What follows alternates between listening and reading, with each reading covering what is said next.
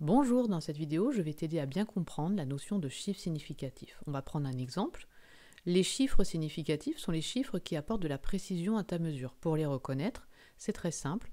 Un chiffre non nul est significatif, il n'y a pas de question à se poser. Et le 0, il faut faire attention, il est significatif que s'il est placé après un chiffre non nul. Donc commençons ici à regarder. Celui-ci n'est pas significatif, il n'est pas placé après un chiffre non nul, là aussi. Et le 2 et le 3 sont des chiffres non nuls, donc ils sont significatifs. Ce nombre a deux chiffres significatifs. Passons à un autre exemple. Ici, le 0 n'est pas significatif, il n'est pas placé après un chiffre non nul. Chiffre non nul significatif, significatif, et ce 0 est significatif puisqu'il est placé après le 3 qui est un chiffre non nul. Il y a donc trois chiffres significatifs. Encore un exemple.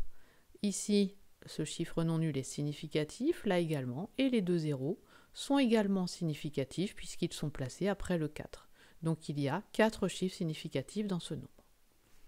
Si maintenant tu trouves un nombre écrit de cette façon, c'est-à-dire en notation scientifique, eh bien c'est très simple, la puissance de 10 n'apporte pas de précision, elle n'est pas comptée dans les chiffres significatifs, donc ici tu as simplement deux chiffres significatifs à ta mesure.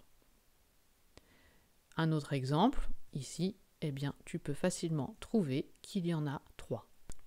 Passons maintenant au nombre de chiffres significatifs au résultat d'un calcul d'une multiplication. Donc la règle est la suivante, le résultat a le même nombre de chiffres significatifs que la donnée la moins précise, c'est-à-dire celle qui comporte le moins de chiffres significatifs. Refaisons le travail de tout à l'heure. Donc ici nous avons deux chiffres significatifs, ici nous en avons qu'un seul. Le résultat sur la calculatrice s'affiche ainsi, donc il faut que je conserve qu'un seul chiffre significatif, puisque c'est la donnée la moins précise. Le 0 n'est pas significatif, et ici, le 1 l'est.